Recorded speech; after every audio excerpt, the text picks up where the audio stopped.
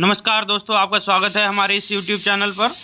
आज हम आपके लिए लेकर आए हैं क्लास 9th NCERT बुक।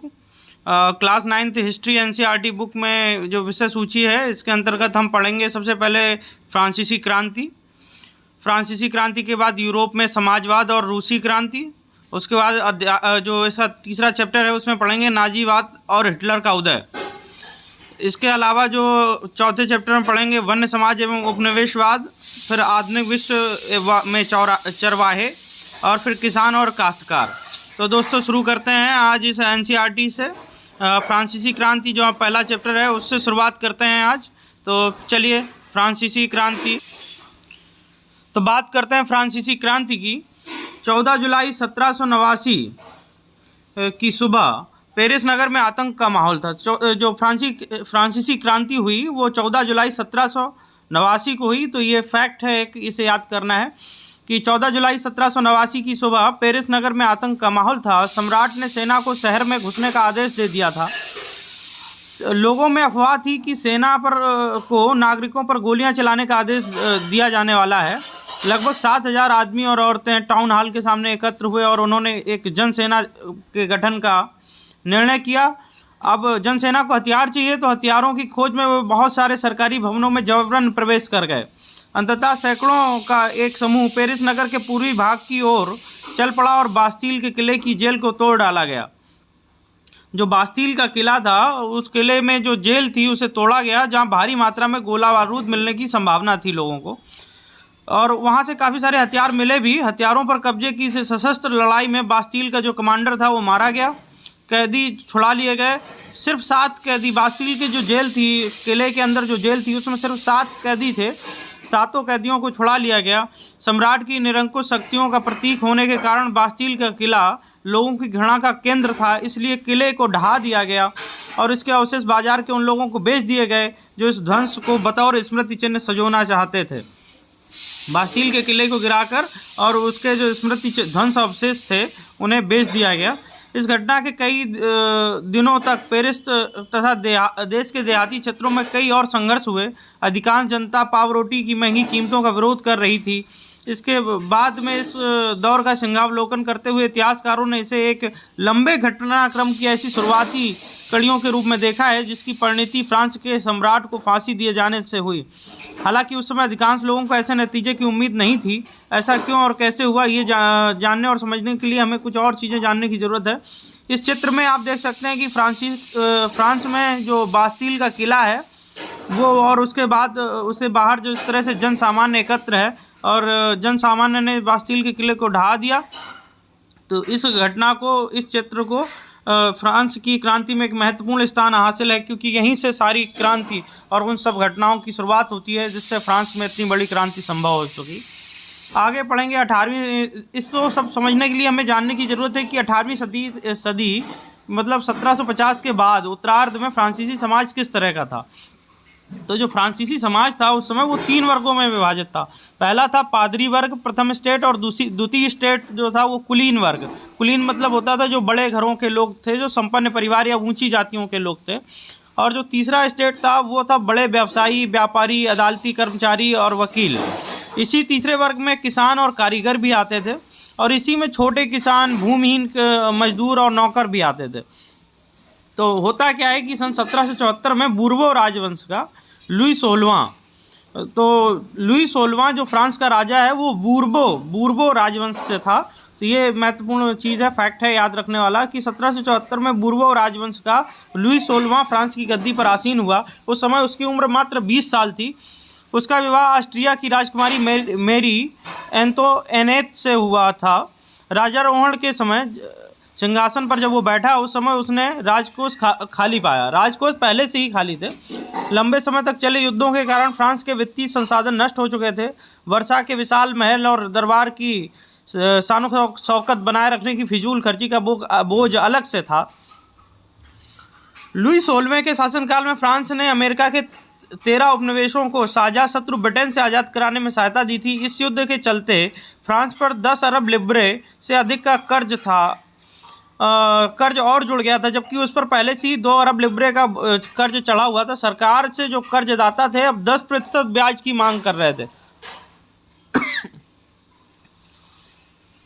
फलस्वरूप फ्रांसीसी सरकार अपने बजट का बहुत बड़ा हिस्सा दिनों दिन बढ़ते जा रहे कर्ज को चुकाने पर मजबूर थी। अपने नियमित खर्चों जैसे सेना के रख रखाव, राज दरबार, सरकारी कार्यालयों या विश्वविद्यालयों को चलाने के लिए फ्रांसीसी सरकार करों में वृद्धि के लिए बाध्य हो गई, पर यह कदम भी नाकाफ़ी था। 18वीं सदी में फ्रांसीसी समाज 3 स्टेट्स में बटा था और केवल तीसरे स्टेट के लोग ही कर अदा करते थे। जो ये 3 स्टेट्स थे, जैसे मैंने तीसरे स्टेट में बताया, पहले में तो पादरी वर्ग आता था, चर्च से संबंधित लोग थे, दूसरे में तो कुलीन वर्ग के लोग थे तो ये कोई टैक्स देते ही नहीं थे, जबकि सारे जो टैक्स का बोझ था वो तीसरे वर्ग पे ही आता था। इसके विपरीत जो पहला वर्ग था पादरी वर्ग, तो ये खुद भी टैक्स लेता था तीसरे वर्ग से। सरकार तो टैक्स लेती ही थी, इसके साथ साथ पादरी वर्ग भी टैक्स लेता था। इसके बारे में आगे पढ़ेंगे कि वर्गों में विभाजित फ्रांसीसी समाज मध्यकालीन सामंती व्यवस्था का अंग था। प्राचीन राजतंत्र पद का प्रयोग सामान्यतः 1789 से पहले के फ्रांसीसी समाज एवं संस्थाओं के लिए होता है। ये जो चित्र 2 में स्टेट से दिखाया गया उसके बारे में ये बता रहे हैं। पूरी आबादी में लगभग 90% लोग किसान थे, लेकिन ज़मीन के मालिक किसानों की संख्या बहुत कम थी। लगभग 60% ज़मीन कुलीन वर्गों, चर्च और तीसरे स्टेट्स के जो अमीर थे उनके पास थी। प्रथम 2 स्टेट्स कुलीन वर्ग एवं पादरी वर्ग के लोगों को कुछ विशेषाधिकार जन्मना प्राप्त थे, जन्म से ही कुछ विशेष अधिकार उनको प्राप्त थे। इनमें से सबसे महत्वपूर्ण विशेषाधिकार जो था वो था राज्य को दिए जाने वाले करों से छूट। मतलब जो कुलीन वर्ग और पादरी वर्ग था उसे कोई टैक्स नहीं देना होता था।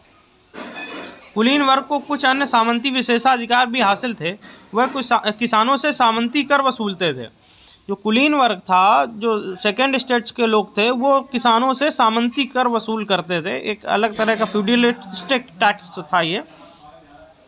किसान अपने स्वामी की सेवा, स्वामी के घर एवं खेतों में काम करना, सैन्य सेवाएं देना और सड़कों के निर्माण में सहयोग आदि करने के लिए बाध्य थे।